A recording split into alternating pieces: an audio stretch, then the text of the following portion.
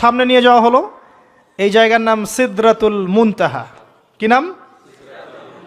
সর্বশেষ জায়গা, যেখানে জিবরাইল আলাইহিস সালামও এর উপরে আর যেতে পারেন না।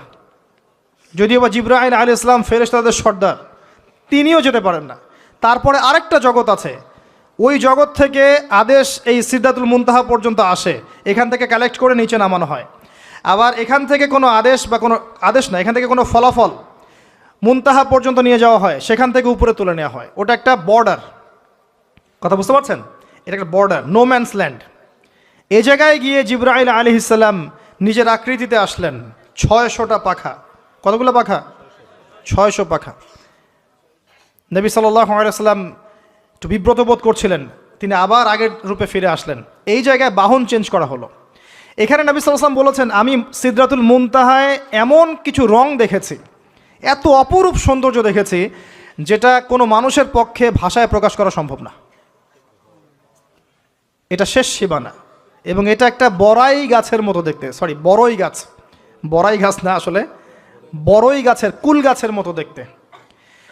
এরপর আরেকটা বাহন আনা হলো, এটা বাহন চেঞ্জ করা হলো। এবার তিনি আরও ঊর্ধ্বে উঠে যাচ্ছেন, উঠছেন উঠছেন উঠছেন। একটা পর্যায়ে ওই জগতে যে ফেরেশতারা আছেন, যারা আল্লাহ পাকের আদেশ লিখছেন, ওই আদেশগুলো লিখার যে কলমের খসখস শব্দ, এটা নবীজি শুনতে পারলেন। সুবহানাল্লাহ। নূরের পর্দার কাছাকাছি তাকে নিয়ে যাওয়া হলো, একদম আল্লাহ পাকের কাছাকাছি, আরও সে আজিমের কাছাকাছি। এখানে আল্লাহ রাব্বুল আলামিন সরাসরি তার সাথে কথা বললেন, যা ওহী করার তা করলেন, এবং স্পেশালি 3টা গিফট বা হাদিয়া দিলেন। কয়টা? 1 নাম্বার 50 ওয়াক্ত নামাজ। কত ওয়াক্ত? 2 নাম্বার সূরা বাকারার শেষের 3 আয়াত, সূরা বাকারার শেষের 3 আয়াত।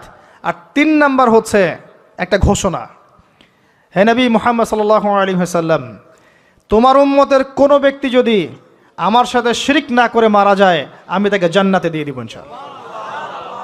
আজকে এই মেরাজুন নবী নিয়ে অনেক আলোচনা হবে, কিন্তু আলোচনা হওয়ার পরে আমরা যদি এই নামাজের পাবন্দ না হতে পারি, সূরা বাকারার শিক্ষা নিতে না পারি, বা শেষের আয়াত মুখস্থ করতে না পারি, শিরক ছাড়তে না পারি, আদতে আলোচনার কোনো ফায়দা নাই। কথা বুঝতে পারছেন? এখানকার 3টা মৌলিক হাদিয়া তিনি নিয়ে আসছেন। এবার নিচে নামছেন, ওই যে 6ষ্ঠ আসমানে অপেক্ষা করছেন কে? মুসা আলাইহিস সালাম। কোথায় যাচ্ছেন? এই কি হলো আল্লাহর সাথে কথাবার্তা? এই হয়েছে। কি দিয়েছে আপনাকে? 50 ওয়াক্ত নামাজ। বলেন কি 50 ওয়াক্ত নামাজ? আমার উম্মতে 2 ওয়াক্ত নামাজ ছিল, পড়তে পারে নাই। পারবেন আপনার উম্মত? আপনি ফিরে যান, নামাজ কমিয়ে নিয়ে আসেন। লজ্জাবোধ করলেন নবী সাল্লাল্লাহু আলাইহি ওয়াসাল্লাম, তাও ফিরে গেলেন।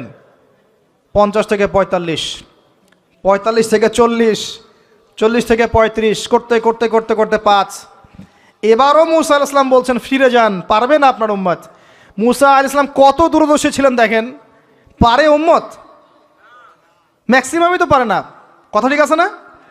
ম্যাক্সিমাম উম্মতই কিন্তু পারছে না 5 ওয়াক্ত নামাজ পড়তে। তো মুসা আলাইহিস সালামের দূরদর্শিতা ঠিকই ছিল, যে পারবে না আপনার উম্মত। তিনি লজ্জাবোধ করলেন।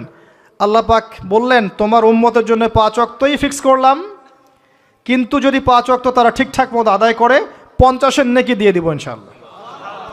এবং আরেকটা ঘোষণা দিলেন, সেটা হচ্ছে যে তোমার উম্মতের যে কোনো ভালো কাজকে 10 দিয়ে গুণ করে দেয়া হবে।